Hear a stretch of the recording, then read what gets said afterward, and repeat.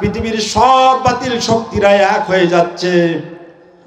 আগামী দিন গোটা পৃথিবীর যে সূর্য উঠবে, তারা চাচ্ছে এটা হলো ইসলাম বিরোধী সূর্য উঠবে, কিন্তু আমার আল্লাহ সুবহানাহু ওয়া তাআলা বলে দিয়েছেন সেই সূর্যটা হবে ইসলামের সূর্য। ঠিক কিনা কথা বলেন? সেই সূর্যটা হবে ইসলামের সূর্য। সেই সূর্য উত্তোলন করার জন্য, সেই সূর্য দেখার জন্য বাংলাদেশের মুসলমানদেরকে সেই দিন প্রস্তুত থাকতে হবে ভারতের মুশরিকদের বিরুদ্ধে জিহাদ করার জন্য। ঠিক কিনা কথা বলেন? সেই যুদ্ধ শুরু হবে ভারত আর বাংলাদেশ সর্বপ্রথম। সেই যুদ্ধে বাংলাদেশের মুসলমানদেরকে সেই ইসলামের সূর্য নিভে যাবে না ইসলামের সূর্য জেগে উঠবে, তার সিদ্ধান্ত মুসলমানদেরকে নিতে হবে, বাংলাদেশের মুসলমানদেরকে নিতে হবে। এজন্য আমাদেরকে এখন ভাবতে হবে আমরা জাহান্নামী কোন দলের পিছনে দৌড়াবো না জান্নাতি দলের পিছনে দৌড়াবো। যদি এই সিদ্ধান্ত এখন না নিতে পারি, তাহলে সামনের দিনগুলো আমাদের জন্য খুবই ভয়াবহ থাকবে। ঠিক কিনা কথা বলেন? খুবই ভয়াবহ থাকবে। এজন্য আমি আপনাদের সামনে অনুরোধ করব যে 5ই আগস্টের পর যে সুযোগ আমরা পেয়েছি, এই সুযোগটা আমাদের পাড়া মহল্লায় দিনের কাজের জন্য আমাদেরকে বেশি বেশি করে ব্যয় করতে হবে। ঠিক কিনা কথা বলেন? আমরা কোনো পরিপূর্ণ এখনো ইসলামী কায়েম করতে পারি নাই। সেই ইসলাম কায়েম করার জন্য, মানুষের অধিকার আদায় করার জন্য, মানুষ তার অধিকার বাড়ি বসে পাওয়ার জন্য, নারী তার ইজ্জত রক্ষা করার জন্য যে দিন সামনে অপেক্ষা করছে, সেই দিনের জন্য আমাদেরকে কাজ করতে হবে। যদি আমরা কাজ না করি তাহলে আমরা ব্যর্থ হয়ে যাব। ঠিক কিনা কথা বলেন? এজন্য আমাদের সকলকে এক বাক্যে এক ডাকে আমাদেরকে ফিরে আসতে হবে। আমাদের সেই ডাকটা হবে নারায়ে তাকবীর। আমাদের এই আহ্বানে আমাদেরকে ফিরে আসতে হবে, কারণ আমাদের এই পথে, জান্নাতি পথে একটা সুন্দর সমাধান আমাদের কাছে আছে। সেটা হলো মরলে শহীদ, বাঁচলে, সবাই বলেন মরলে শহীদ বাঁচলে গাজী। আমাদের এই স্লোগানকে সামনে রেখে আগামী দিন আমাদের পথ চলতে হবে। আমরা রাজি আছি কিনা? যেই পথ চলেছিল মুগ্ধ, যেই পথ চলেছিল আবু সাইদ, যেই পথ দেখিয়েছিল এই গ্রামের কৃতি সন্তান শহীদ রেজওয়ান, ঠিক কিনা কথা বলেন? যেই পথ দেখিয়েছে আল্লামা দিলওয়ার হোসেন সাইদি সহ অসংখ্য দেশপ্রেমিক আলেম ওলামা আমাদেরকে দেখিয়ে দিয়েছেন যে এই পথে মরলে শহীদ, বাঁচলে কি। আমরা এই পথে লড়তে রাজি আছি কিনা কথা বলেন? আমরা এই পথ ধরতে রাজি আছি কিনা কথা বলেন? তাই আসুন আল্লাহ সুবহানাহু ওয়া তাআলা আমাদের সকলকে এই জান্নাতের পথে একত্রিত হয়ে জীবন গঠন করে আমরা আল্লাহর কাছে যেতে চাই। আল্লাহর কাছে যেদিন আমরা যাব, আল্লাহ তাআলা বলবেন সালামুন কাওলাম মির রাব্বির রহিম। আমরা আল্লাহর এই সালাম পেতে চাই কিনা? যদি আল্লাহর এই সালাম পেতে চাই, তাহলে আল্লাহর জমিনে আল্লাহর দ্বীন কায়েমের জন্য আমাদেরকে কাজ করতে হবে। ঠিক কিনা কথা বলেন?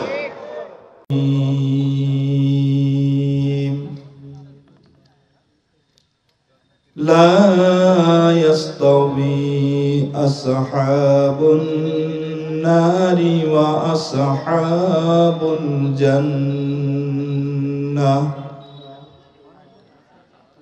আসহাবুল জান্নাতি হুমুল ফাইজুন।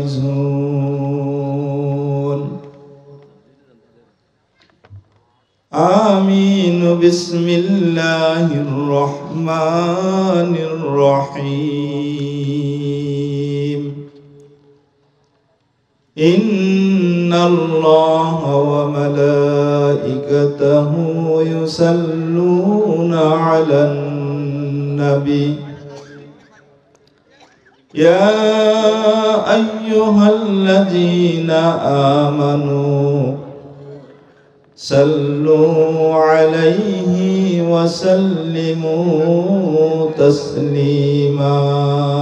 আল্লাহুম্মা সাল্লি আলা সাইয়্যিদিনা মাওলানা মুহাম্মদ ওয়া আলা আলি সাইয়্যিদিনা حبيبنا محمد اللهم একটু অন্তর খুলে জোরে পড়েন سيدنا مولانا محمد وعلى آل سيدنا حبيبنا محمد আলহামদুলিল্লাহ মহিষাডাঙ্গা উত্তরপাড়া যুব সংঘ কর্তৃক আয়োজিত আজকের এই তাফসিরুল কোরআন মাহফিলের সম্মানিত সভাপতি শার্শা থানার সুযোগ্য আলেমী দ্বীন নাভারণ ডিগ্রি কলেজের সম্মানিত সাবেক অধ্যাপক সহকারী অধ্যাপক জনাব মাওলানা সিরাজুল ইসলাম সাহেব, আজকের এই মাহফিলের সম্মানিত পরিচালক, আজকের এই মাহফিলের প্রধান মেহমান, যার অধিক আগ্রহে আমরা অপেক্ষামান, মুফাসসিরে কোরআন বিশিষ্ট ইসলামী চিন্তাবিদ হযরত মাওলানা এস.এম. জুবায়ের আহমেদ, কথা রেখেছেন কারি মোহাম্মদ রাকিব বিল্লাহ যশোরী সহ অন্যান্য ওলামায়ে হযরত। স্টেজে উপস্থিত আছেন ইসলামী আন্দোলনের সেফা সালা অত্র ইউনিয়নের সম্মানিত আমির সহ অন্যান্য ওলামায়ে হযরত। আমার সামনে পিতা সমতুল্য মুরব্বিয়ানে কিরাম, যুবক ভাইরা, পর্দার আড়ালে আমার মা বোনেরা, সকলের প্রতি রইল আন্তরিক সালাম। আসসালামু আলাইকুম ওয়া রাহমাতুল্লাহি ওয়া বারাকাতুহু।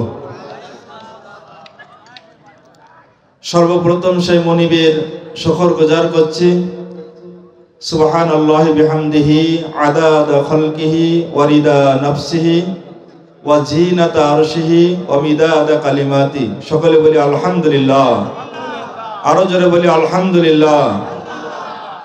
দুরুদ সালাম পেশ করি সরদার দো আলম সাইয়্যিদুল মুরসালিন খাতামুন নবীন, আমাদের প্রিয় রাসূল হযরত মুহাম্মদ সাল্লাল্লাহু আলাইহি ওয়াসাল্লাম। সকলে পড়ি সাল্লাল্লাহু আলাইহি ওয়াসাল্লাম।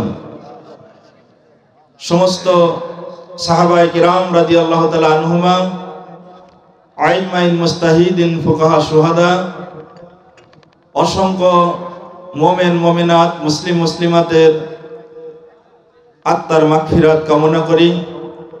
আল্লাহ সুবহানাহু ওয়া তাআলা এই তাফসিরুল কোরআন মাহফিলের ওসিলায় আমাদের মৃত পিতামাতা সহ সকল মুসলিম মুসলিমাকে আল্লাহ তাআলা ক্ষমা করে দিক। সকলে বলে আমিন। সম্মানিত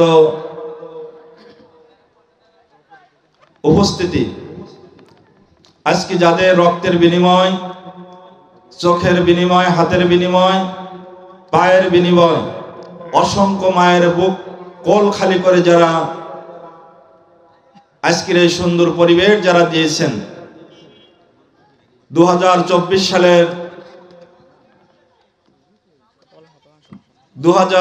সালের 5ই আগস্টের আগে আমরা নিজের ঘরেও আমরা পরিবার পরিজন নিয়ে, ছেলে মেয়েদেরকে নিয়ে আমরা কথা বলতে পারতাম না, ঠিক কিনা কথা বলেন? আমরা চায়ের দোকানে কথা বলতে পারতাম না, বাজারে গিয়েছি ফিরে বাড়ি আসতে পারবো কিনা এর কোনো গ্যারান্টিও ছিল না। অনেকে ফিরেও আসতে পারেনি, এরকম হয়েছে না? মসজিদে নামাজ পড়ে বেরিয়েছে, শুধু মসজিদে নামাজ পড়ে একসাথে বেরোবার অপরাধে অনেক ভাইরা মায়েরও খেয়েছে, এমন ইতিহাসও আছে না নাই? অনেক ভাই মায়ের খাওয়ার ভয়ও নামাজ পড়তেও যায় নাই। দীর্ঘ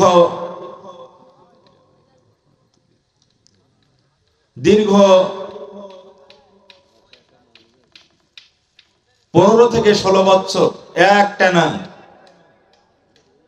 এদেশের আপামর সকল মানুষকে যেভাবে যে কারণে মজলুম বানিয়ে রেখেছিল, সেই মজলুমত্ব থেকে, সেই শাসন থেকে, সেই জুলুম থেকে মুক্তি করেছে যারা 5ই আগস্টে জীবন দিয়ে। আমরা সেই সমস্ত শহীদদের আত্মার মাগফিরাত কামনা করছি। শহীদ আবু সাইদ সহ সকল শহীদদেরকে আল্লাহ তাআলা ক্ষমা করে জান্নাতের সর্বোচ্চ মেহমান হিসেবে কবুল করুক। সকলে বলি আমিন। এই জালেমের দুঃশাসন থেকে বাঁচাবার জন্য, মুক্তি দেওয়ার জন্য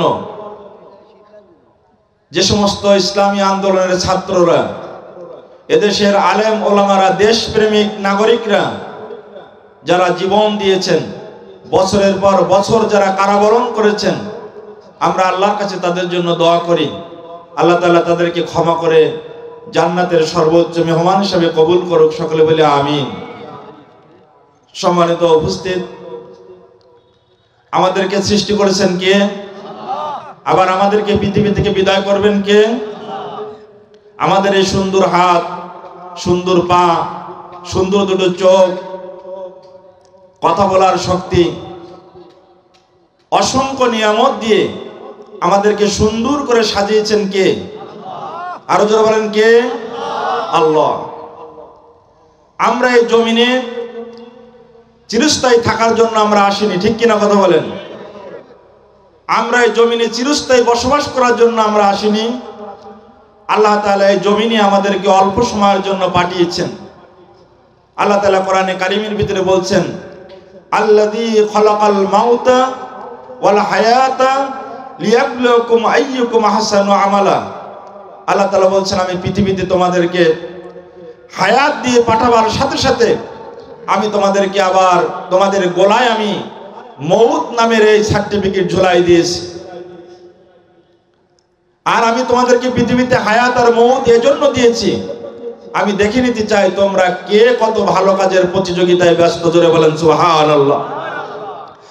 তাহলে আমরা হায়াত পেয়েছি কি করার জন্য? ভালো কাজের প্রতিযোগিতা করার জন্য, ঠিক কিনা কথা বলেন?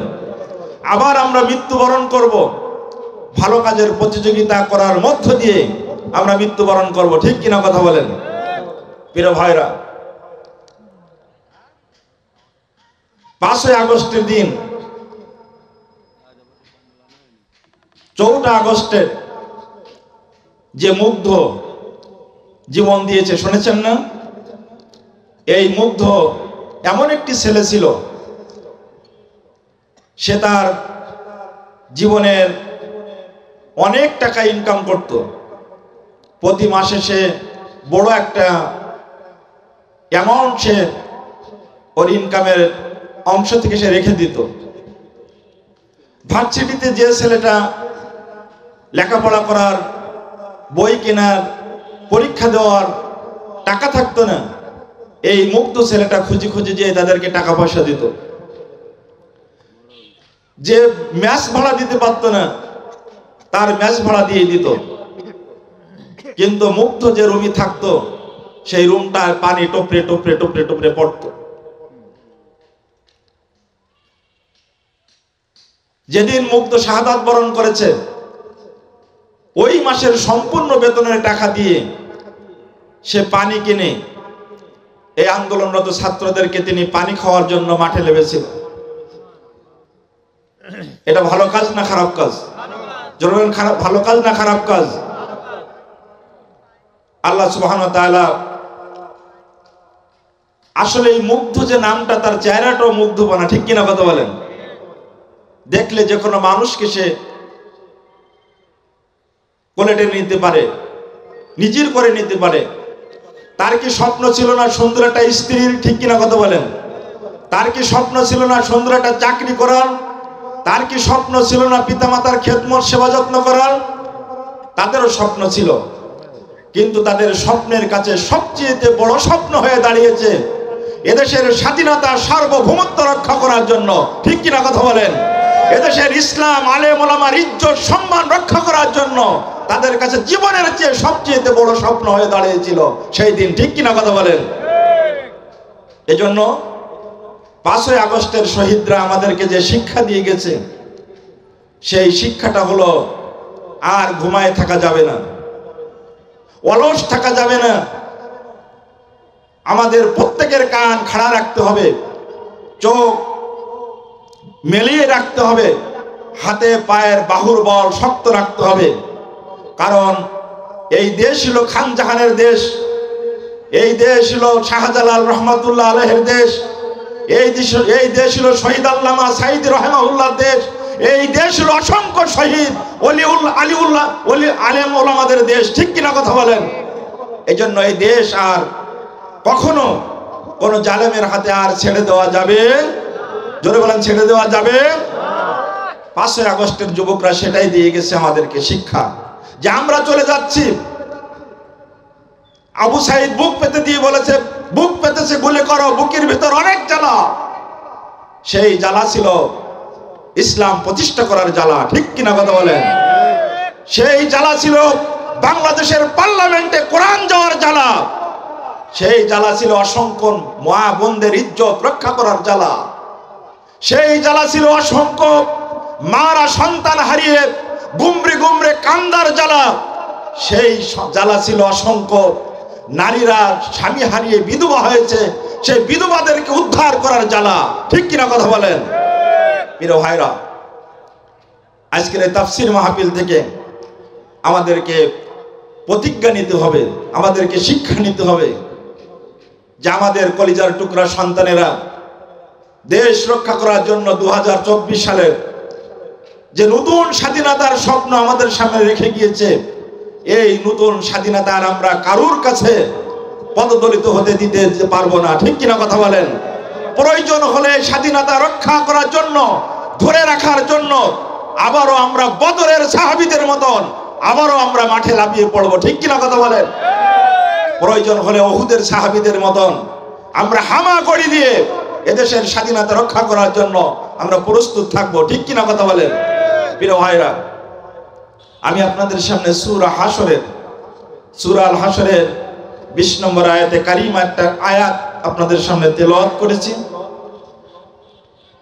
সূরা হাশর রাসূল আকরাম সাল্লাল্লাহু আলাইহি সাল্লামের উপর মদিনায় নাজিল হয়। কোথায় নাজিল হয় বললাম? মদিনায় নাজিল হয়। এই মাসটা হলো রজব মাস। কি মাস? রজব মাস। এই রজব মাসের পরে হলো শাবান মাস, শাবান মাসের পরে হলো কি মাস? রমজান মাস। এই মাসটা আল্লাহর কাছে একটা পবিত্র মাস। রাসূল আকরাম সাল্লাল্লাহু আলাইহি সাল্লাম রজব মাসের চাঁদ উঠলে পরে রাসূলুল্লাহ সাল্লাল্লাহু আল্লাহর কাছে দোয়া করতেন, আল্লাহুম্মা বারিক লানা ফি রজবা ওয়া শাবানা ওয়া বাল্লিগনা রমাদান। হে আমার রব, হে আমার প্রভু আল্লাহ, তুমি রজব মাসের সকল বরকতগুলো তুমি আমার জন্য কবুল করে নাও। সকলে বলে আমিন।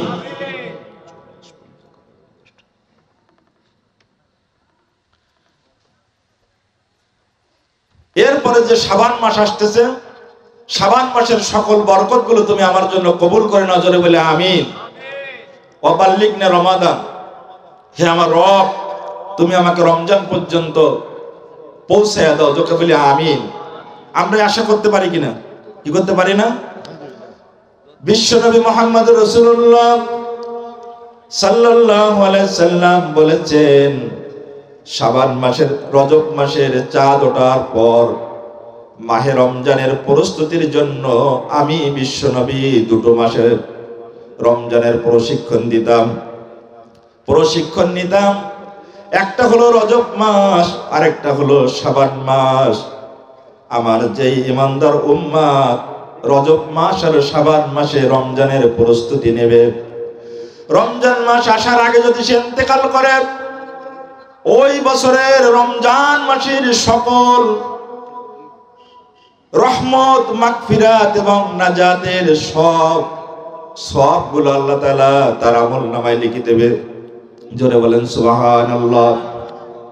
এজন্য আমাদের কি মাহে রমজানের প্রস্তুতি নিতে হবে এই রজব মাসে এবং শাবান মাসে। আমাদেরকে বেশি বেশি করে রমজানকে সামনে রেখে এই 2 মাস আমাদের প্রস্তুতি নিতে হবে। 2টো বিষয়। কয়টা বিষয় বললাম? 2টা বিষয়। কয়টা বিষয়? একটা হলো আমাদের শারীরিক বিষয়, রমজানকে সামনে রেখে মাঝে মাঝে এই রজব মাসে, শাবান মাসে কিছু রোজা পালন করতে হবে, যাতে আমি রমজানে রোজা রাখতে পারি। আরেকটা হলো আমাদের অর্থনৈতিক, যে রমজান মাসে একটা টাকা দান করলে 7 থেকে 700 গুণ পর্যন্ত আল্লাহ বৃদ্ধি করে দেয়। আমাদের এই দুটো মাসে বেশি বেশি করে আমাদের অর্থের, আমাদের সম্পদের একটা অংশ আল্লাহর রাস্তায় দান করতে হবে। সকলে বলি সুবহানাল্লাহ। কি আমরা প্রস্তুত আছি কিনা? আল্লাহ আমাদের কবুল করুক। সকলে বলি আমিন। আমার যেহেতু টাইম বেঁধে দিচ্ছে, আমি টাইমের ভিতরে আমার কথা শেষ করব। আমার আজকের আলোচনার বিষয় হলো জাহান্নামী দল আর জান্নাতি দল। চেনার প্রয়োজন আছে না নাই? না, জান্নাতি দল আর জাহান্নামী দল চিনতে হবে দুনিয়ায়, না মরে গেলে কবরে? জোরে বলেন কোথায় চিনতে হবে? আরো জোরে বলেন কোথায় চিনতে হবে? দুনিয়ায় জান্নাতি দল আছে না নাই? জাহান্নামী দল আছে না নাই? আছে। আমি আমার সময়ের ভিতরে এই বিষয়ের উপরে আপনাদেরকে কিছু নসিহত করার জন্য আল্লাহর সাহায্য কামনা করছি।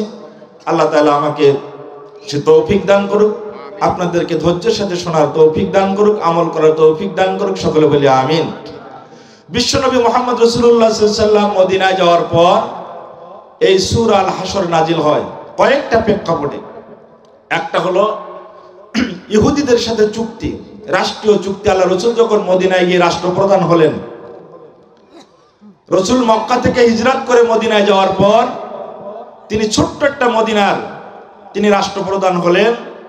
সেখানে ইহুদিরা সাপোর্ট করলো, মুশরিকরা সাপোর্ট করলো, আর রাসূলের সাথীরা, মুসলমানেরা, ইমানদারেরা সাপোর্ট করে সকলের সমন্বয় রাষ্ট্রের প্রধান দায়িত্বে মুহাম্মদ রাসূলুল্লাহ সাল্লাল্লাহু আলাইহি সাল্লামকে তারা রাষ্ট্রপ্রধান বানালেন। জোরে বলেন সুবহানাল্লাহ।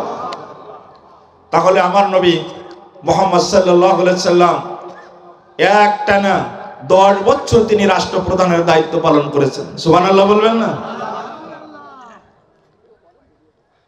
রাসূলুল্লাহ সাল্লাম যখন রাষ্ট্রপ্রধান হলেন, তখন দেশে বিদেশে তার চুক্তি করা হলো।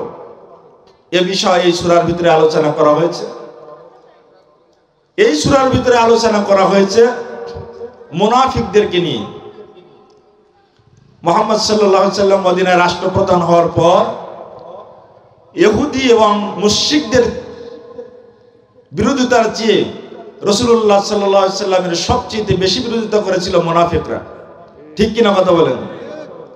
সেই মুনাফিক এখনো আছে না নাই? জোরে বলেন আছে না নাই?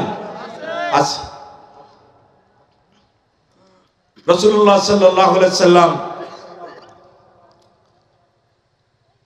এরপরে এই সূরায় আলোচনা করা হয়েছে কাফেররা দাবি করত যে আমরা সঠিক পথে আছি, মুশরিকরা দাবি করত আমরা সঠিক পথে আছি। মধ্যখান থেকে মুনাফিকরা একবার ওই দিকে একবার এই দিকে। রাসূলুল্লাহ সাল্লাল্লাহু আলাইহি সাল্লাম এরকম একটা পরিস্থিতিতে তিনি চিন্তা করলেন যে এরা কিভাবে সঠিক দাবি করতে পারে, এরা কিভাবে হকপন্থী হিসাবে দাবি করতে পারে। আল্লাহ তাআলা সেই দাবি খণ্ডনের করে রাসূলুল্লাহ সাল্লাল্লাহু আলাইহি সাল্লামকে এই সূরার ভিতরে আল্লাহ সান্ত্বনা দিয়েছেন। জোরে বলেন সুবহানাল্লাহ। মধ্যখানে মুনাফিকরা একবার মুশরিকদের কাছে যায়, একবার রাসূলুল্লাহ সাল্লাল্লাহু আলাইহি সাল্লামের কাছে আসে। আল্লাহ তাআলা এই সূরায় তাদের ব্যাপারে বলেছেন যে আমার নবী যেটা বলবে তোমরা সেইটা মেনে নেবে, যদি সেটা মেনে না নিতে পারো তাহলে তোমরা ঈমান হারা হয়ে যাবে। জোরে বলেন নাউজুবিল্লাহ। আমি যেখান থেকে তেলাওয়াত করেছি, আল্লাহ তাআলা এই সূরার ভিতরে পৃথিবীতে মানুষ সৃষ্টি করার পর আল্লাহ তাআলা দুটো পথ পৃথিবীতে দেখাই দিয়েছেন, দুটো অবস্থা পৃথিবীতে দেখাই দিয়েছেন। যে আমরা ছিলাম রূহ জগতে, এরপরে এসেছিলাম আমরা মায়ের ইহরামে, এরপরে এই দুনিয়া থেকে আমরা যখন মৃত্যুবরণ করে আলমে বারজাখ অর্থাৎ কবরে যাব, পরকালে যাব, এটাকে বলা হয় হাসর। পৃথিবীর সব মানুষ রূহ জগতে যেমন একসাথে ছিলাম, আবার পৃথিবীর সব মানুষ একত্রিত যেখানে হবে সেই জায়গাটার নাম হলো হাসর। এই সূরাটার নাম হলো হাসর, অর্থাৎ এর অর্থ হচ্ছিল একত্রিত হওয়া। কি হওয়া? আরো জোরে বলেন কি হওয়া? আল্লাহ তাআলা রাসূল সাল্লামকে জানালেন পৃথিবীর মানুষ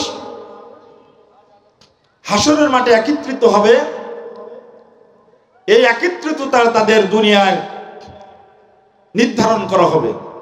আর দুনিয়ায় নির্ধারণ করার জন্য আমি দুটো দলের ব্যবস্থা করেছি, একটা হলো জাহান্নামী দল, একটা হলো জান্নাতি দল। আল্লাহ তাআলা রাসূল আকরাম সাল্লাল্লাহু আলাইহি সাল্লামকে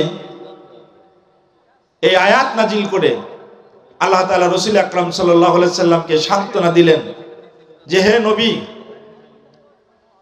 হে রাসূল সাল্লাল্লাহু আলাইহি সাল্লাম, তুমি সহ তোমার সাথে যারা আছে এরা সবাই আসহাবুল জান্নাহ, এরা হলো জান্নাতি দল। জোরে বলেন সুবহানাল্লাহ।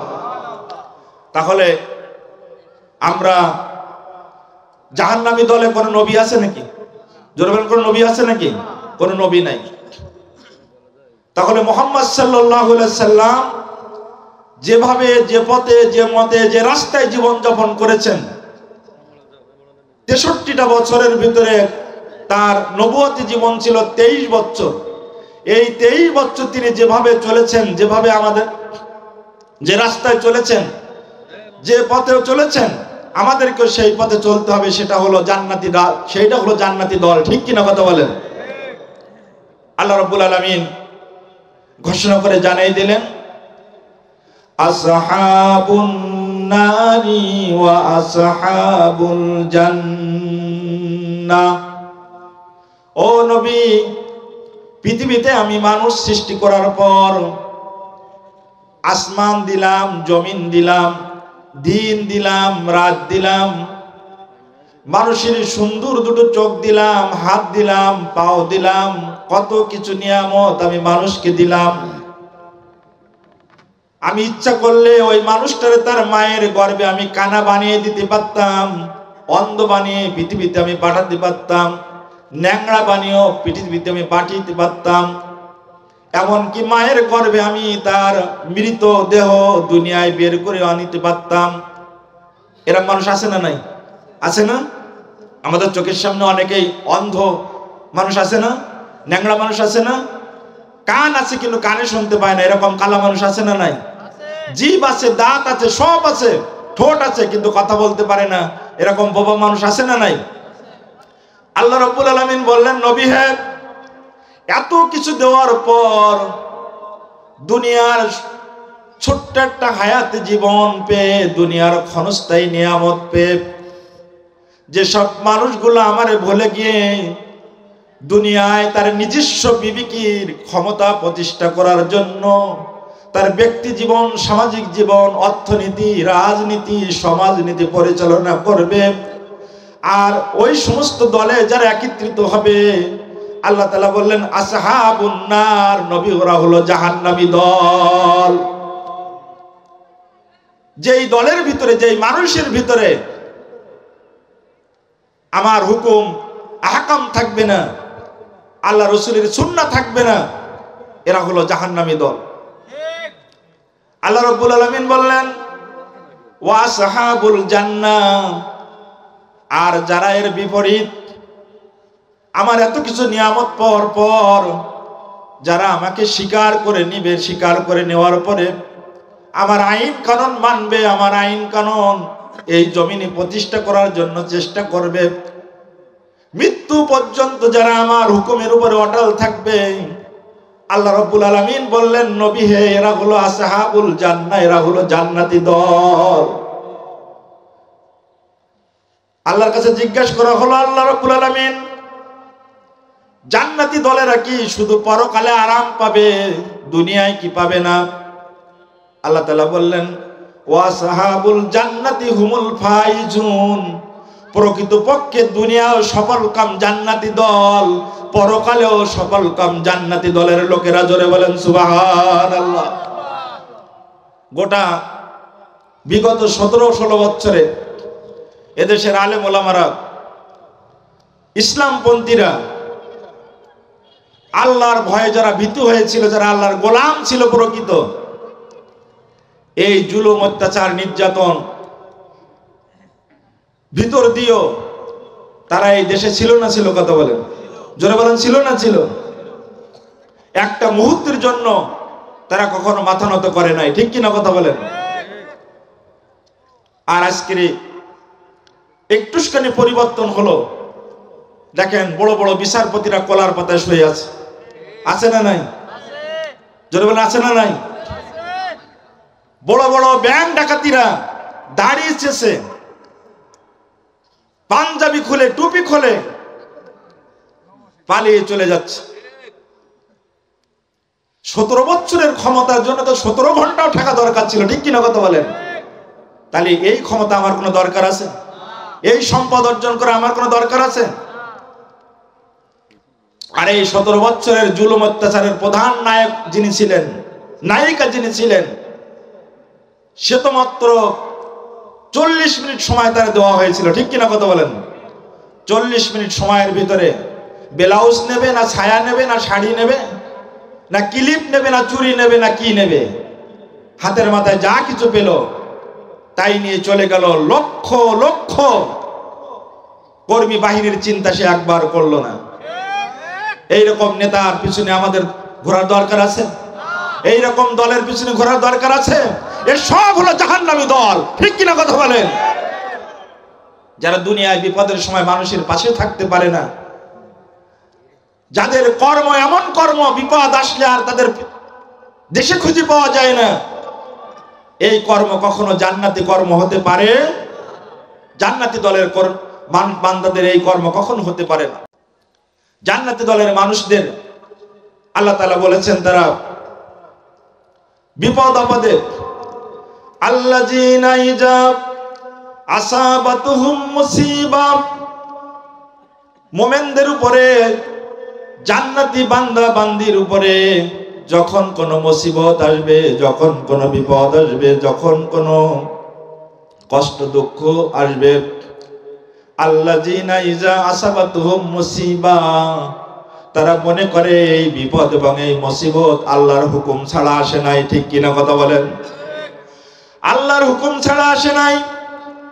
আল্লাহ পরীক্ষা করতেছে আমার উপরে, এই মুসিবত দিয়ে এই বিপদ দিয়ে আল্লাহ পরীক্ষা করতেছে।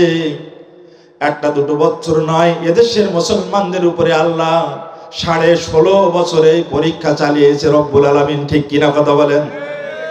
একটাও মানুষ দেশ ছেড়ে চলে যায় নাই, একটাও মানুষ ওই বাতিলের কাছে মাথা নত করে নাই, একটাও ইমানদার মুসলমান বান্দা বান্দিরা মাথা নিচু করে কথা বলে নাই। কথা বলতে গিয়ে, তার বিরুদ্ধে কথা বলতে যে, সত্যের পক্ষে কথা বলতে যে অসংখ্য মানুষ জেলখানায় ধুকে ধুকে জীবন কাটিয়েছে, ঠিক কিনা কথা বলেন? অসংখ্য আলেম ওলামারা ফাঁসির দড়িতে ঝুলেছেন, অসংখ্য মানুষকে জীবন্ত ঘর থেকে বের করে গুম করে কোথায় রেখেছে কেউ জানে না। অসংখ্য মায়ের কোল খালি করেছে, সন্তান কলেজে গিয়েছে আর বাড়ি ফিরে আসেনি, এরকম ঘটনা আছে না নাই? আমরা যেই জমিনে কথা বলছি এখানেই তো সেই ঘটনা আছে, ঠিক কিনা কথা বলেন? এই রকম ভাবে করতে করতে হাজার হাজার মানুষকে, জীবন্ত মানুষকে আয়না ঘর নামক কবরের ভিতরে রেখেছে, না দিয়েছে তাদের খাতি, না দিয়েছে তাদের পানি পান করতে, না দিয়েছে তাদের ঘুমের আরাম দিতে। এইভাবে একটা দুটো বছর নয়, এই পরীক্ষা চলেছে 17টা বছর। আর ইমানদারেরা এটাকে ধৈর্যের সাথে মেনে নিয়ে বলেছে ইন্না লিল্লাহি ওয়া ইন্না ইলাইহি রাজিউন, ঠিক কিনা কথা বলেন? এই বিপদ এবং মুসিবত আল্লাহর পক্ষ থেকে এসেছে। আল্লাহ চাইলে এই বিপদ মুসিবত আমরা উত্তোলন করতে পারবো, অথবা এই বিপদ মুসিবতের মাধ্যম দিয়ে আমরা আল্লাহর কাছে পৌঁছাই যাব, ঠিক কিনা কথা বলেন? আল্লাহর কিছু বান্দারা পৌঁছাই গেছে না গেছে কথা বলেন? আর কিছু বান্দারা এই বিপদ মুসিবত উতরায়ে 5ই আগস্টের পরে আমরা একটি সুন্দর সমাজ ব্যবস্থা পেয়েছি না পেয়েছি কথা বলেন? কিন্তু এখনো পরিপূর্ণ আমরা পাইনি। পরিপূর্ণ আমরা পেয়েছি কি? পরিপূর্ণ আমরা পেয়েছি? পরিপূর্ণ আমরা পাই নাই। জাহান্নামী যারা, জাহান্নামী দল যারা, তাদের প্রথম কাজ হলো তাদের চেনার প্রথম উপায় হলো আল্লাহ তাআলা কোরআনের কারিমের ভিতরে বলতেছেন যে তাদের প্রথম চেনার উপায় হলো ইউরিদুনা লিয়ুতফিউ নূরাল্লাহি বিআফওয়াহিহিম ওয়াল্লাহু মুতিম্মু নূরিহি ওয়ালাউ কারিহাল কাফিরুন। জাহান্নামী দল পৃথিবীতে চেনার উপায় হলো তারা তাদের শক্তি দিয়ে, ক্ষমতা দিয়ে সর্বক্ষণ তারা চেষ্টা করে জমিন থেকে আল্লাহর দ্বীনকে তারা মুছে দেওয়ার জন্য। ঠিক কিনা কথা বলেন? তারা যে কোরআন দিয়ে নামাজ পড়ে, মসজিদের ভিতরে কোরআন দিয়ে তারা নামাজ পড়বে, কিন্তু মসজিদের বাইরে এসে তারা কোরআন দিয়ে সমাজ চালাবে না। এরকম মানুষ আছে না নাই?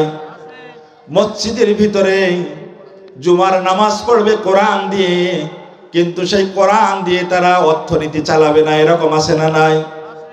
অর্থনীতিতে তারা আল্লাহর আইনকে মুছে দিতে চায়, বিচার নীতিতে তারা আল্লাহর আইনকে মুছে দিতে চায়, সমাজ ব্যবস্থা থেকে তারা আল্লাহর আইন মুছে দিতে চায়। কিন্তু আল্লাহ চ্যালেঞ্জ করেছেন, আমি আমার দ্বীনকে প্রতিষ্ঠা করব, তোমাদের গায়ে যত জ্বালা চড়ুক না কেন। ঠিক কিনা কথা বলেন?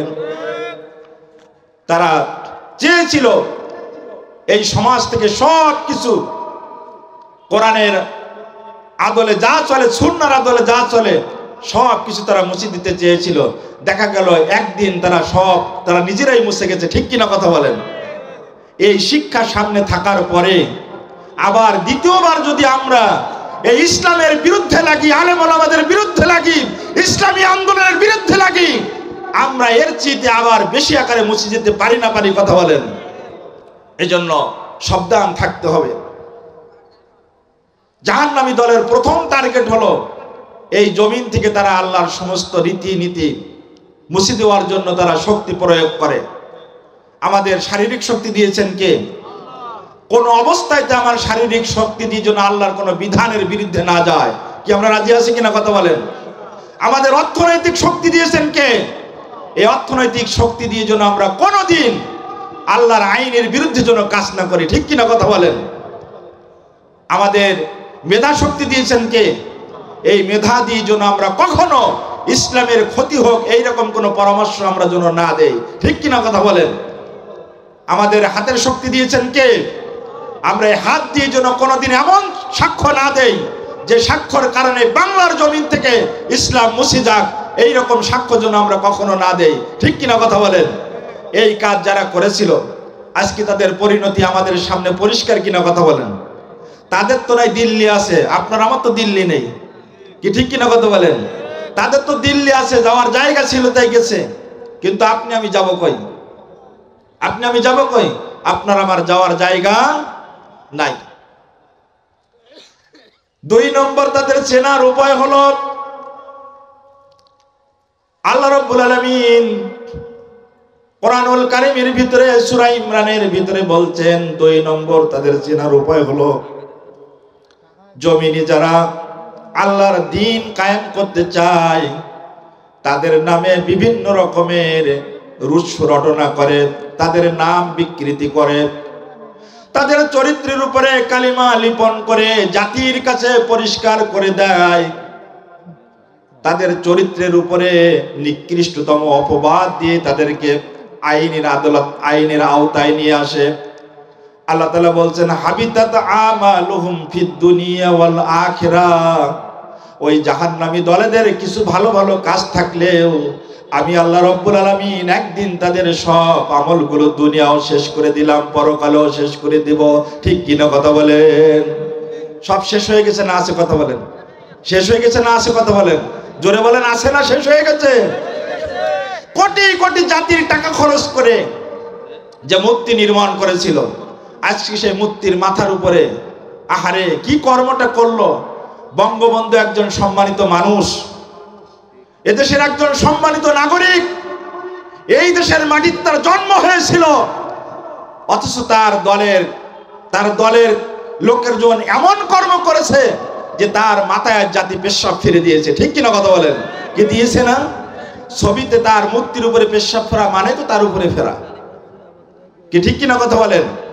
আল্লাহ তাআলা অর্থের অহংকার যারা করেছিল আবুল আহাবের মতন, আবুল আহাবের ঘর যেমন বাড়ি যেমন বাথরুমে পরিণত হয়েছে, বিগত 16 বছর যারা আবুল আহাবের চরিত্র নিয়ে এদেশের মানুষের উপর অত্যাচার করেছিল, আজ সেই গণভবন দেখেন বাথরুমে টয়লেটে পরিণত হয়েছে। ঠিক কিনা কথা বলেন? আজকের সেই ঢাকার সেই বিলাসবহুল সেই বাড়ি আজ মানুষ বাথরুম করছে, পেশাব করতেছে, নাম দিয়েছে বাথরুম এবং বাথরুমখানা, বঙ্গবন্ধু এভিনিউ বাথরুমখানা। এজন্য আমরা বাস্তবতার কথা, এই কথা এক কথা কেন বারবার বলছি? এই কারণে বলছি যে এর চেয়ে বাস্তব ধারণা চোখের সামনে থাকতে পারে না। ঠিক কিনা কথা বলেন? কি থাকতে পারে? থাকতে পারে না। এই দেশের আলেম ওলামাদেরকে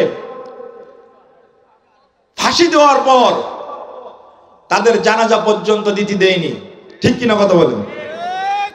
তাদের ইচ্ছা মতন কবর করতে দেয়নি। অথচ সেই দলের নেত্রী মারা যাওয়ার পরে বাংলাদেশের মাটিতে তার কবর হওয়ার জায়গা হচ্ছিল না। ঠিক কিনা কথা বলেন? এবং দেও নাই, শেষ পর্যন্ত নিজের স্বামীর গর্তে, নিজের স্বামীর কবরে তাকে রাখা হলো। ঠিক কিনা কথা বলেন? এজন্য এসব ইতিহাস ভুলে যাওয়া যাবে না, এসব ইতিহাস ভুলে যাওয়া যাবে না। এসব ইতিহাসকে সামনে রেখে আমাদের দিনগুলো অতিবাহিত করতে হবে। তা না হলে আমরাও এই জাহান্নামী দলের ভুক্ত হয়ে যেতে পারি। ঠিক কিনা কথা বলেন? আল্লাহ রাব্বুল আলামিন বলছেন, যারা আমার জান্নাতি বান্দা বান্দি তাদের ব্যাপারে আল্লাহ বলছেন, আল্লাযীনা ইয়াকুলুনা রাব্বানা ইন্নানা আমান্না ফাগফির লানা যুনুবানা ওয়া কিনা আযাবান নার। তারা সবসময় আল্লাহর কাছে বলে, আল্লাহ আমরা ঈমান এনেছি তোমার উপরে, আমরা ঈমান এনেছি কার উপরে? আরো জোরে বলেন, কার উপরে? আল্লাহর উপরে। তুমি আমাদেরকে ক্ষমা করে দাও, ওই জাহান্নামের আগুন থেকে তুমি আমাদেরকে নাজাত দিয়ে দাও, যেই জাহান্নামের আগুন আমরা সইতে পারবো না। ওই জাহান্নাম থেকে বাঁচার জন্য দুনিয়ায় যত কষ্ট করার দরকার আমাদেরকে তুমি সেই কষ্টের পরীক্ষা নিয়ে নাও। ওই জাহান্নাম থেকে বাঁচার জন্য দুনিয়ায় যা কিছু করার দরকার তুমি আমাদের উপর দিয়ে সেই কাজটা করিয়ে নাও, কিন্তু তুমি আমাদেরকে ওই জাহান্নামের আগুনে তুমি ফেলায় দিও না। জোরে বলেন সুবহানাল্লাহ। আল্লাহ রাব্বুল আলামিন বললেন, আমি তোমাদেরকে ক্ষমা করে দেব, আমি তোমাদেরকে জাহান্নামে দেব না, কিন্তু আমার শর্ত হলো, 1 নম্বর শর্ত হলো তোমাদেরকে আস-সাবিরিনা, তোমাদেরকে ধৈর্যশীল হতে হবে। জোরে বলেন সুবহানাল্লাহ। জান্নাতি দলের মানুষদের প্রথম গুণ হলো তারা ধৈর্যশীল। তারা কি? আরো জোরে বলেন কি? এই রকম দল এবং মানুষ পৃথিবীতে আছে না নাই? আরো জোরে বলেন, আছে না নাই? 2 নম্বরে আল্লাহ বললেন, ওয়াস-সাদিকিনা, তোমাদেরকে সত্যবাদী হতে হবে, কোন রকম মিথ্যার আশ্রয় নেওয়া যাবে না। যদি জীবনও চলে যায় তাও তোমাদেরকে মিথ্যার পথ ধরা যাবে না। যদি তোমার সন্তানও চলে যায় তাও মিথ্যার পথে যাওয়া যাবে না। তোমার ব্যবসা বাণিজ্য যদি নষ্ট হয়ে যায় তাও তোমার মিথ্যার পথে যাওয়া যাবে না। তোমাকে সত্যবাদী হতে হবে, আস-সাদিকিনা, তোমাকে সত্যবাদী হতে হবে। 3 নম্বরে আল্লাহ বললেন, ওয়াল কানিতিনা ওয়াল মুনফিকিনা, আমি যে সম্পদ দিয়েছি, তোমার শারীরিক সম্পদ আর অর্থনৈতিক সম্পদ, এই সম্পদের একটা অংশ আমার জমিনে দিন কায়েম করার জন্য দান করতে হবে, ব্যয় করতে হবে। জোরে বলেন সুবহানাল্লাহ। আর 4 নম্বরে হলো বিল আসহার, চোখের পানি ছেড়ে দিয়ে আমার কাছে ক্রন্দন করতে হবে। যদি এই 4টা গুণ অর্জন করতে পারো, আল্লাহ রাব্বুল আলামিন বলছেন এরাই হলো জান্নাতি দলের বান্দা বান্দি। জোরে বলেন সুবহানাল্লাহ। প্রিয় ভাইরা আমার, বন্ধুরা আমার, আমরা যখন এখানে বসে আছি, আজ ফিলিস্তিনের দিকে তাকিয়ে দেখেন, গতকালকের ঘটনা, ফিলিস্তিনের একটি শহরের মসজিদ, হাসপাতাল সহ আগুন ধরিয়ে দিয়েছে। ছোট্ট ছোট্ট শিশুরা, নারীরা কিভাবে চিৎকার দিচ্ছেন। একজন মহিলা তার 3টি বাচ্চা নিয়ে ওই আগুন থেকে বের হয়ে একটা দূরের পাহাড়ি এলাকায় গিয়ে বসে আছেন। 1 দিন গেল, 2 দিন গেল, 3 দিন গেল, 5 দিনের মাথায় একজন সাংবাদিক তার কাছে গেল, গিয়ে বলছে, মা তুমি এখানে বসে আছো কেন? বলছে, আমি এখানে বসে আছি যখন আমাদের শহরে আগুন ধরে গেল, বোম ক্ষেপণাস্ত্র মারলো, আমার স্বামী মারা গিয়েছে, আমার আরো একটি ছেলে ছিল সেও মারা গেল, আমার প্রতিবেশীরা মারা গেল, আমি আমার এই 3টি ছোট সন্তানকে কাঁধে করে নিয়ে রক্তাক্ত শরীর নিয়ে আমি কোন রকমে হেফাজতে চলে এসেছি। শুধু তাই না, 1 দিন নয়, 2 দিন নয়, আজ কয়েকদিন যাবত আমি না খাওয়া, কোনো খাওয়ার পাচ্ছি না। আমি ছিলাম একজন ধনী পরিবারের মহিলা, আমার স্বামী ছিল বড় ধনী মানুষ। আমার সন্তানদেরকে একটা দিনের একটা মুহূর্তের জন্য কোনোদিন আমরা না খাওয়াই রাখি নাই। আমার এই ছোট্ট ছোট্ট সন্তানগুলো 1 দিন নয়, 2 দিন নয়, প্রায় 5 দিন না খাওয়া, কোনো খাওয়া নাই, আমার কাছে কোনো খাদ্য নাই। ও ভাই শুনে রাখো, আল্লাহর যদি হুকুম থাকতো, আমি আমার মায়ের গায়ের গোশত কেটে কেটে যদি খাওয়া হালাল থাকতো, আমি আমার সন্তানদেরকে আমার গায়ের গোশত কেটে কেটে তাদেরকে খাওয়াই তাদের হক আদায় করতাম। জোরে বলেন সুবহানাল্লাহ। সেই সময় আমরা সুস্থভাবে বাংলার জমিনে ঘোরাফেরা করছি, আমরা বসে আছি, এটা কিন্তু সুস্থতা না। এটা আমাদেরকে কাজে লাগাতে হবে, আমাদেরকে এটা পুঁজি করে আল্লাহর দিন কায়েম করার জন্য, দিন প্রতিষ্ঠা করার জন্য আমাদেরকে কাজে লাগাতে হবে। ঠিক কিনা কথা বলেন? কারণ গোটা পৃথিবীর সব বাতিল শক্তিরা এক হয়ে যাচ্ছে। আগামী দিন গোটা পৃথিবীর যে সূর্য উঠবে, তারা চাচ্ছে এটা হলো ইসলাম বিরোধী সূর্য উঠবে, কিন্তু আমার আল্লাহ সুবহানাহু ওয়া তাআলা বলে দিয়েছেন সেই সূর্যটা হবে ইসলামের সূর্য। ঠিক কিনা কথা বলেন? সেই সূর্যটা হবে ইসলামের সূর্য। সেই সূর্য উত্তোলন করার জন্য, সেই সূর্য দেখার জন্য বাংলাদেশের মুসলমানদেরকে সেই দিন প্রস্তুত থাকতে হবে ভারতের মুশরিকদের বিরুদ্ধে জিহাদ করার জন্য। ঠিক কিনা কথা বলেন? সেই যুদ্ধ শুরু হবে ভারত আর বাংলাদেশ সর্বপ্রথম। সেই যুদ্ধে বাংলাদেশের মুসলমানদেরকে সেই ইসলামের সূর্য নিভে যাবে না ইসলামের সূর্য জেগে উঠবে, তার সিদ্ধান্ত মুসলমানদেরকে নিতে হবে, বাংলাদেশের মুসলমানদেরকে নিতে হবে। এজন্য আমাদেরকে এখন ভাবতে হবে, আমরা জাহান্নামী কোন দলের পিছনে দৌড়াবো না জান্নাতি দলের পিছনে দৌড়াবো। যদি এই সিদ্ধান্ত এখন না নিতে পারি, তাহলে সামনের দিনগুলো আমাদের জন্য খুবই ভয়াবহ থাকবে। ঠিক কিনা কথা বলেন? খুবই ভয়াবহ থাকবে। এজন্য আমি আপনাদের সামনে অনুরোধ করব যে 5ই আগস্টের পর যে সুযোগ আমরা পেয়েছি, এই সুযোগটা আমাদের পাড়া মহল্লায় দিনের কাজের জন্য আমাদেরকে বেশি বেশি করে ব্যয় করতে হবে। ঠিক কিনা কথা বলেন? আমরা কোনো পরিপূর্ণ এখনো ইসলামী কায়েম করতে পারি নাই। সেই ইসলাম কায়েম করার জন্য, মানুষের অধিকার আদায় করার জন্য, মানুষ তার অধিকার বাড়ি বসে পাওয়ার জন্য, নারী তার ইজ্জত রক্ষা করার জন্য যে দিন সামনে অপেক্ষা করছে, সেই দিনের জন্য আমাদেরকে কাজ করতে হবে। যদি আমরা কাজ না করি তাহলে আমরা ব্যর্থ হয়ে যাব। ঠিক কিনা কথা বলেন?